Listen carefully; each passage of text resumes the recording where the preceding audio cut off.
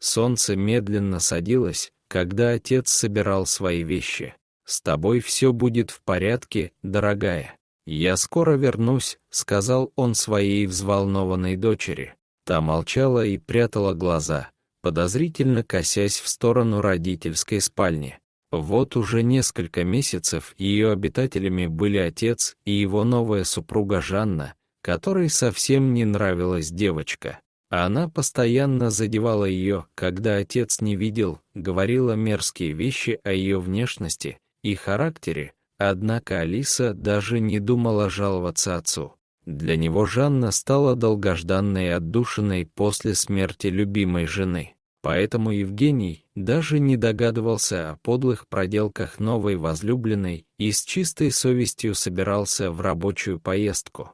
Он крепко обнял дочь, поцеловал Жанну и уехал, так и не заметив странный взгляд, который та кинула на сжавшуюся у дверей Алису. Через несколько дней Жанна предложила пойти на прогулку в лес. «Это будет наша маленькая секретная вылазка. Ты согласна?» — мягко спросила она.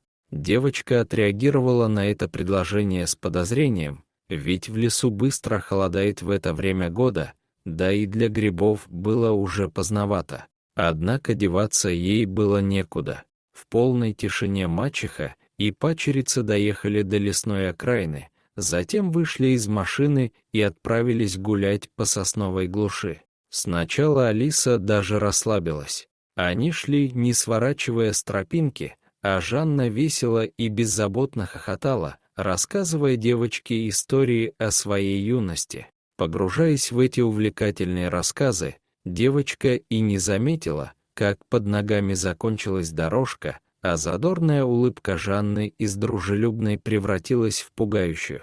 «Послушай меня внимательно, девочка», — вдруг сказала мачеха, нагибаясь к Алисе. Ее глаза мерцали странным светом.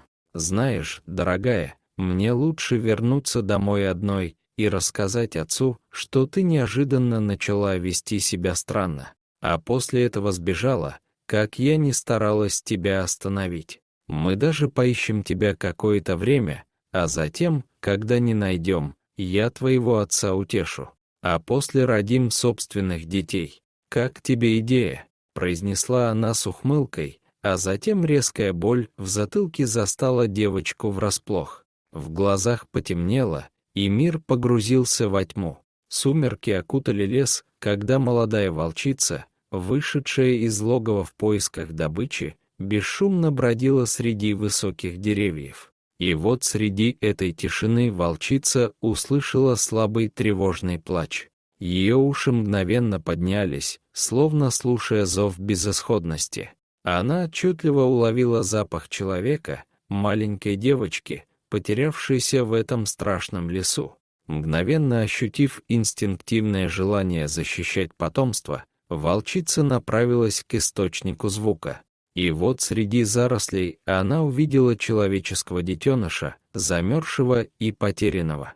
Ее глаза излучали страх, словно она уже предвкушала приближение смерти. Волчица медленно приблизилась, как будто боялась разрушить это хрупкое равновесие момента и окончательно спугнуть ребенка. Прильнув к девочке, волчица ощутила ее лихорадочную дрожь и слабый пульс. Она облизала ее лицо, словно хотела умыть от налипших сосновых иголок. Волчица укутала девочку своим теплым телом, как покрывалом. Ее черные глаза излучали материнское умиротворение, словно она говорила: «Все в порядке, ты в безопасности». Для Алисы же волчица, лежащая рядом с ней, изначально вызывала неподдельный страх и беспокойство. Однако по мере того, как девочка приходила в себя, она почувствовала благодарность и облегчение, понимая, что волчица не желает ей зла. Когда девочка окончательно пришла в себя и обрела силы, волчица, словно понимая, что время пришло, мягко дотронулась до ее одежды. Почувствовав пульс ее сердца, волчица поняла, что настало время проводить девочку к безопасности человеческого мира. И так они медленно двинулись через лес. Волчица всегда оставалась внимательной, продолжая охранять девочку, пока они не добрались до края леса. Там, в свете огней деревни, волчица нежно подтолкнула девочку вперед, направляя ее к людям и безопасности. Уже без волчицы девочка медленно приблизилась к двери ближайшего дома и робко постучала. Дверь открылась, и перед девочкой пристала уютная гостеприимная обитель. Люди в доме сразу приняли ее, привели к камину и накормили горячим супом. После того, как девочка немного отогрелась, один из добрых людей дал ей телефон. Девочка с трепетом набрала номер отца. Ее голос был тихим, но полным надежды. От звука родного голоса ее сердце застучало сильнее, а глаза наполнили слезы радости. Отец же еще до звонка дочери был наполнен отчаянием и тревогой, словно должно было произойти что-то плохое. В конечном итоге, не выдержав дурного предчувствия, он не смог доехать до места командировки и резко развернул машину, направляясь домой, где его встретила заплаканная Жанна. Она старательно отыгрывала заготовленную ложь, рассказала Евгению, что его дочь убежала, и Жанна не смогла ее найти. Эти новости стали ударом для любящего отца. Он, стиснув зубы от ярости и беспокойства, велел жене не уходить далеко от телефона, а сам позвонил друзьям и в полицию.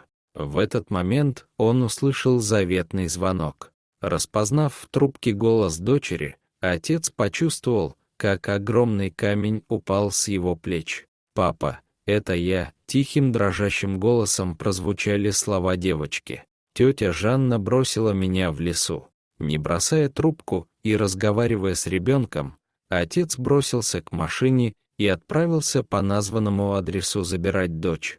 Прежде чем покинуть дом, отец столкнулся с женой и, вложив в каждое слово весь тот гнев, что овладел им, закричал, что по их возвращению даже духа женщины не должно быть в его доме. Жанна сжалась, испуганно глядя на мужчину, но не сказала ни слова. Евгений ехал по пустынной дороге и по телефону слушал невероятный рассказ Алисы. Слова его маленькой девочки, наполненные чистой и неподдельной благодарностью к доброй волчице, которая согрела ее и вывела из леса, отпечатывались в его памяти. Подъезжая к деревне, отец увидел одинокую серую фигуру, стоящую за деревом. Внезапно его сердце сделало невольный скачок, и он ощутил сильнейшее чувство благодарности и умиротворения. Он понял, что это та волчица, что спасла его дочь от неминуемой гибели. Он сказал спасибо этому зверю, который оказался гораздо добрее, чем многие люди, и поклялся, что никогда не забудет этот момент. Дорогие зрители, если вам понравилось это видео, то ставьте лайк и подписывайтесь на канал. До свидания.